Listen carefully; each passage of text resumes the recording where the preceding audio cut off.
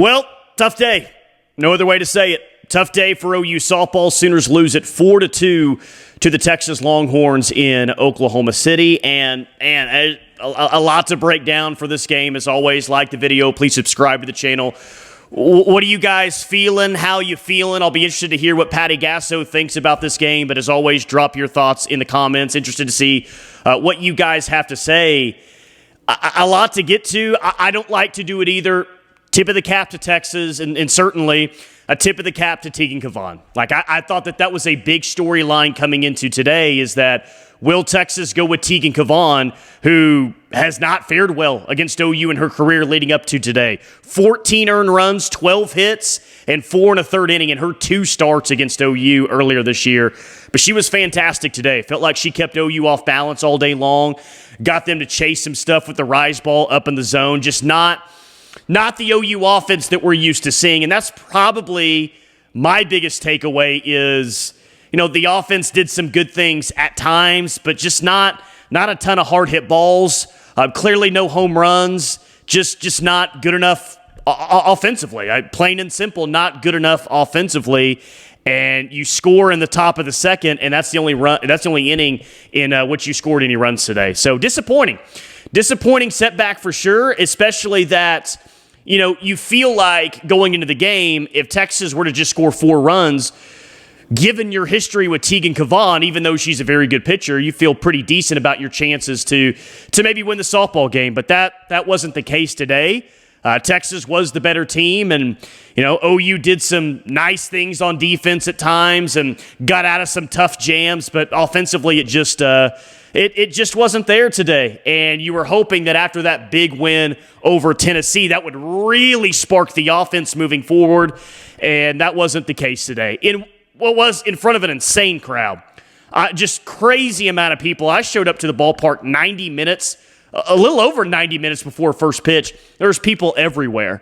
And my big pregame key was get a fast start and get this crowd involved in the game. And for the second consecutive game in the Women's College World Series, OU gave up 2 runs in the first inning. And Texas really kind of captured that momentum from the beginning, which you want that crowd in it, you want them loud, and you want them crazy, and there's certainly at times today where the crowd got really, really involved, some from the help of alumni, Alyssa Brito, Jada Coleman, Nicole May, and some others getting the Boomer Sooner chant going on both sides. But yeah, just not a whole lot of reasons, especially offensively, for this crowd to really get into it this afternoon, and it's a tough and a disappointing setback. But yeah, let's start there. The 2 runs that Texas gets in the bottom of the first inning, OU was the road team today. I know it's confusing. I don't think it makes a lot of sense either, but essentially OU was the home team last game. Texas wasn't, so Texas got to be the home team this time around. Okay, I don't think that would have made a difference in the game because, again, Teagan Kavan pitched really, really well, and you give her credit for that. But Mia Scott with a single, then there's a bloop single, and then very bottom of the third, first and third with 1 out for the Horns. The stolen base attempt, tried to get the runner out at home. I think it was at Ilana Agbayani that threw it to home.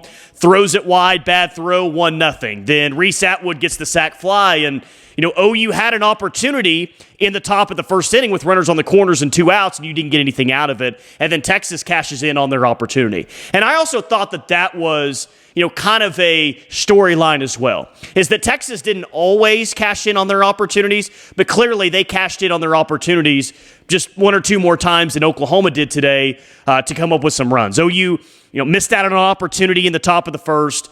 Texas gets 2 runs in the bottom of the first. And then OU, to their credit, they did punch back and they got 2 runs in the top of the second, which felt big at the time. Sydney Sanders with the leadoff walk. There was an E4. Ilana Agbayani hit one of the second basemen. First and second, nobody outs. Isabella Emmerling bunts it over, and then you end up getting 2 runs because Dayton gets a bloop single. Cassidy Pickering beats out a double play, which is huge. And you're thinking, okay, had an opportunity in the first, got 2 runs in the second. We're about to really tee off on Teagan Kavan. And you didn't. And I would have been shocked in that moment if you would have told me enjoy that run OU just scored because it's the last time today that they're going to score a run. And even on those 2 runs that you scored, it's not like you hit a ton of balls in the gap. You got on because of a leadoff walk. It was all that was aided by an error by the second baseman. You had a bloop single by Dayton. Pickering beat out a double play, which was big. Parker had an infield hit after that. So just Ella Parker looked good at the plate today, and she did some very nice things. But 7 hits on the day and just not a ton of just impressive Oklahoma base hits. The Oklahoma offense that we're used to seeing. And, missed opportunities. You go to the top of the 6th inning. Sid gets a leadoff single. Ilana Agbayani moves her over with the ground outs.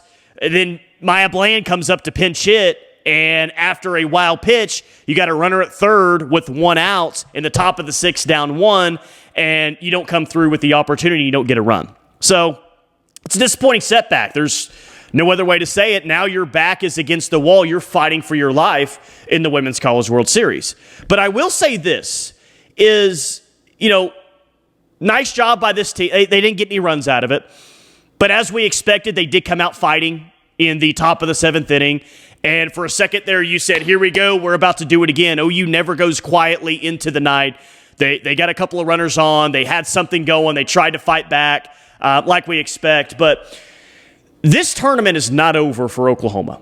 I don't know exactly what's going to happen next, but this tournament isn't over for OU. I'll remind everyone that, the first series they lost this year was against Tennessee at home. And they came back with a nice little winning streak after that. And then they lost another series later in the year, to Alabama, and they went on a really nice run after that, capped off by a 3-game sweep over Texas. They actually won the SEC regular season championship after that run that they went on after the Alabama series loss. They lost the series to Florida, and I guess today, right, was your first loss that you've encountered since that Game 3 loss to Florida. So this team, every single time that they've lost a series, in SEC play, of course, they've bounced back and they've come back with a winning streak and they played well. So let's hope that's what happens from here on out, because the offense is going to have to be better than it was today. There's no other way to say it. And I have high expectations of this offense because I think that this offense is really good. I think it's the best offense in the field, and this offense is going to have to carry you, I think, if you want to win the national championship. Yes, the defense is good. Yes, the pitching is solid. Yes, there's some really good things about this team, obviously, but the best part of this team is the offense, and it's just not going to win a whole lot of games against really good teams when it performs like it does today and only scores in one of the 7 innings that you played. So it's going to have to be better moving forward. We know that. But again, this team has shown a lot of fight. This team has shown that they will bounce back against adversity, and hopefully they do that, starting with a game on Sunday night against Oregon. Melissa Lombardi versus Patty Gasso, that'll be a storyline. But OU now has to win 3 consecutive games to get to the championship series. Let's see if they can do it. It all starts with beating Oregon on Sunday night, that's for sure, and playing a lot better. Sam Landry today, she clearly didn't dominate. She clearly had her issues at times. 6 innings pitched. She gave up 8 runs. 4 runs. 3 of those runs were earned. 2 walks, 2 strikeouts. Sam was okay. I don't think Sam was incredible, obviously. I don't think Sam was terrible. There were way too many times it felt like, especially early in the game, where the leadoff runner got on and you were having to work around base runners the entire game. Not her best performance, and I'm really waiting for her to turn in that dominant performance at this time of the year. Does she come back tomorrow against Oregon? We'll see, but you're going to have to win 3 games in 2 days now if you're Oklahoma, and now you're in a spot where you don't get the day off, and someone other, I think, than Sam Landry is going to have to get a win for you if you want to make it to the championship series. But just waiting for Sam to really have that dominant performance that I really think that she's capable of. I really think that she's capable of that. We just haven't seen that so far yet in the Women's College World Series. So do you bring her back tomorrow? That's a talking point. We'll talk about it tomorrow. Obviously, we'll see. But got in a lot of trouble today. Jolie Mitchell hit the solo home run off of her in the bottom of the 6th. Caden Henry hit the go-ahead home run off of her in the bottom of the 5th to make it 3-2. And yeah, just didn't overwhelm Texas hitters today. Teagan Kavan was was really good. Sam Landry was solid in some spots, but unfortunately not as good as Teagan Kavan. So unfortunately, OU fans leaving Oklahoma City today disappointed, but hard to beat a team for the fourth time in a row this year. I mean, it really is. And you got to bounce back. You got to get off the mat now. And we've seen this team do that, like I said, but they have got to get off the mat, and they've really got to make it happen starting tomorrow night. Some good defensive plays today. Sid Sanders had a nice double play today that was reviewed. It was upheld. I thought Nelly had a couple of nice plays today, including a hardline drive right at her that she doubled off a runner. Mike White was Mike White today. I don't know any other way to say it than that. And a lot of people find him highly annoying, and I can absolutely see that's why that's the case. But tough setback. What are you going to do about it?